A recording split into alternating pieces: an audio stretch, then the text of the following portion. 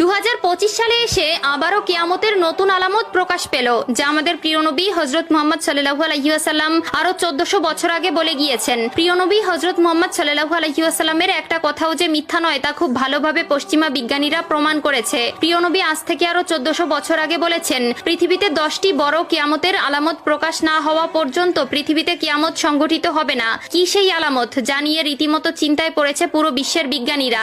আপনি যদি একজন মুসলিম হয়ে থাকেন তবে ভুলেও ভিডিওটি এড়িয়ে যাবেন না, কারণ আমরা আজকে আপনাদের জানাতে চলেছি প্রকাশিত হওয়া সেই কিয়ামতের আলামত সম্পর্কে। আর আপনি যদি আমাদের প্রিয় নবী হযরত মুহাম্মদ সাল্লাল্লাহু আলাইহি ওয়াসাল্লামকে ভালোবেসে থাকেন তবে অবশ্যই কমেন্ট বক্সে আলহামদুলিল্লাহ কমেন্ট করবেন আর ভিডিওটি শেয়ার করে দিতে ভুলবেন না, কারণ আপনার একটি শেয়ারে আরো অনেক মুসলিম ভাই ও বোনেরা কিয়ামতের এই আলামত সম্পর্কে জানার সুযোগ পাবে। তো চলুন বেশি কথা না বলে শুরু করা যাক আজকের এই ভিডিও। হাদিসে বর্ণিত আছে, কিয়ামত সংঘটিত হওয়ার পূর্বে পুরো পৃথিবী থেকে পবিত্র আল কোরআন উঠিয়ে নেওয়া হবে। প্রিয় দর্শক, কিয়ামতের নিকটবর্তীতার প্রমাণস্বরূপ কিছু আলামত প্রকাশ পাবে। এর মধ্যে কিছু হবে বড় আলামত, আবার কিছু হবে ছোট ছোট আলামত। ইতিমধ্যে পুরো বিশ্বে অসংখ্য কিয়ামতের ছোট আলামত প্রকাশিত হয়েছে।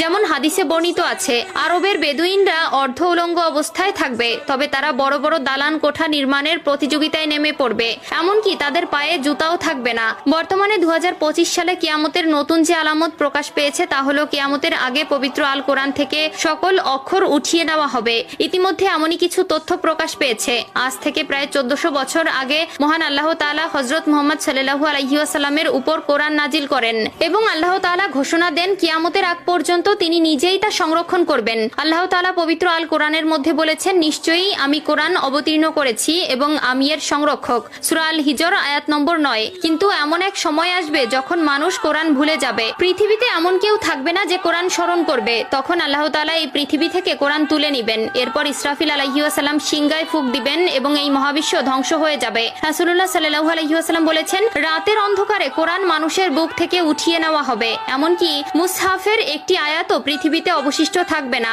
ইবনে মাজাহ হাদিস নম্বর 4050। কিয়ামতের আগে পৃথিবীতে কোনো মুমিন ব্যক্তি থাকবে না। কিয়ামত আসবে পৃথিবীর সবচেয়ে নিকৃষ্ট মানুষদের উপর। আনাস ইবনে মালিক রাদিয়াল্লাহু তাআলা আনহু থেকে বর্ণিত, রাসূলুল্লাহ সাল্লাল্লাহু আলাইহি ওয়াসাল্লাম বলেছেন, কিয়ামত ততক্ষণ শুরু হবে না যতক্ষণ না এই পৃথিবীতে এমন কেউ অবশিষ্ট থাকবে না যে বলবে আল্লাহ আল্লাহ। সহিহ মুসলিম।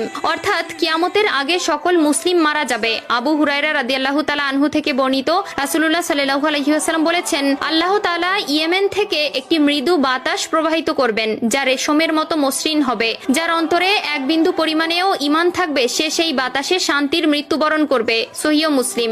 এরপর আল্লাহ তাআলা কোরআন পৃথিবী থেকে উঠিয়ে নিবেন এবং মানুষের অন্তর থেকে পৃথিবীর সব মুদ্রিত